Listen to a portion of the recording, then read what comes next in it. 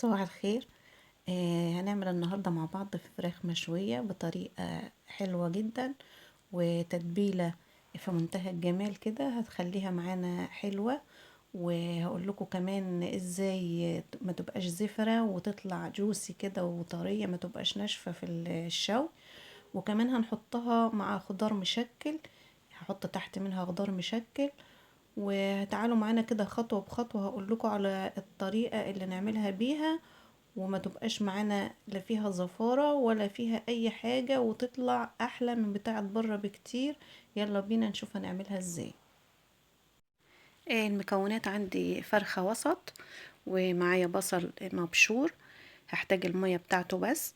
معايا معلقة ونص ملح، نص معلقة فلفل اسمر، نص معلقة بابريكا، نص معلقة جنزبيل، نص معلقة قرفة، نص معلقة شطة لو احنا عايزينها سبايسي، نص معلقة كركم، وليمونة، ومعلقة خل، ومعلقة زيت، ومعلقة صغيرة توم مفروم. هبتدي بقى اخد البصل اصفيه، انا محتاجة مية البصل بس. هصفي البصل كويس من المية، وبعدين احط عليه التوابل واتبل بيه الفرخة.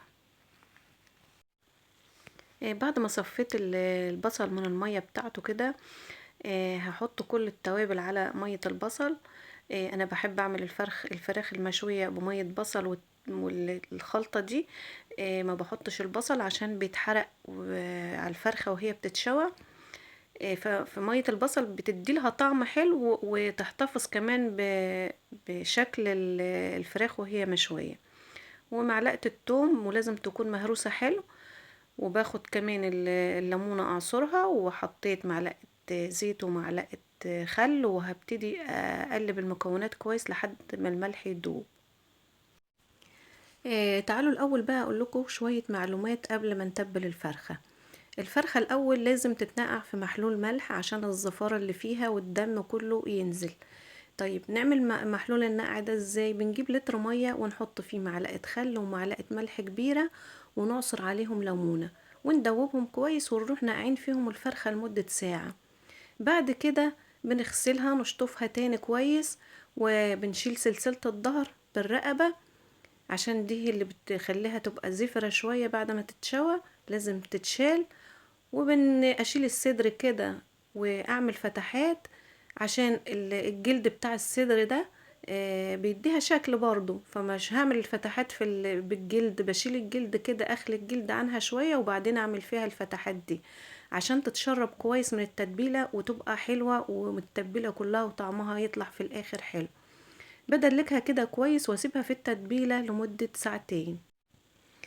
وهجيب شوية الخضار بقى اللي هحطهم يتشووا مع الفرخة. معايا كوسة وجزر وبروكلي وبصل وبطاطس. انا كان عندي البروكلي فحطيت، اللي ما عندوش مش لازم، وممكن نحط مكانه قرنبيط برضو بيبقى حلو قوي مع صينية البطاطس والخضروات دي.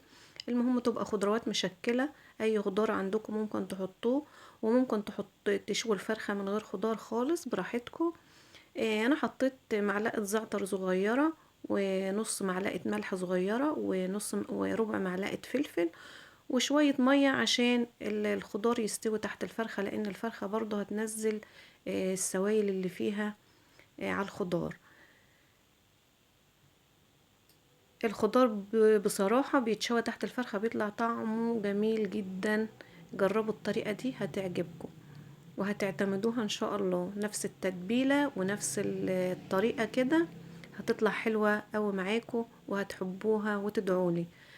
وبنضيف عليها بقى التتبيلة، وهنغطيها وندخلها الفرن. هحط عليها ورق فويل، نحط الاول ورق الزبدة وبعدين ورق الفويل، وهدخلها في فرن درجة حرارته 180 درجة. ومش هحطها على الشبكة الاول، هحطها في الفرن من تحت خالص عشان الخضار يستوي. وبعد ساعة هطلعها، اشيل من عليها ورق الزبدة والفويل، وبعدين احطها على الشبكة تكمل سوا وتكون احمرت كلها. وده شكلها بقى بعد ما طلعت من الفرن، خدت ساعة ونص في الفرن. استوت وطرية وحلوة، مش ناشفة. الخضار مستوي وطعمه روعة. بجد جربوها بالطريقة دي هتعجبكم وهتدعوا لي ان شاء الله. مستوية، وهوريكم كمان. شايفين؟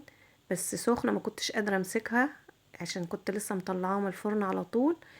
مستوية خالص، دايبة، وطعمها روعة. التتبيلة دي بصراحة تحفة تحفة يعني. جربوها بنفسكم هتشوفوا الفرق. والبطاطس اهي مستوية، يعني كل الخضار مستوي وزي الفل. يا رب الفيديو يكون عجبكم. ما تنسوش تعملوا لنا لايك وشير واشتراك في القناة. فعلوا زر الجرس عشان يوصل لكم كل جديد. شيروا الفيديو لاصحابكم. ولو عندكم فيسبوك اشتركوا على الصفحة بنفس الاسم. اشوفكم على خير. باي.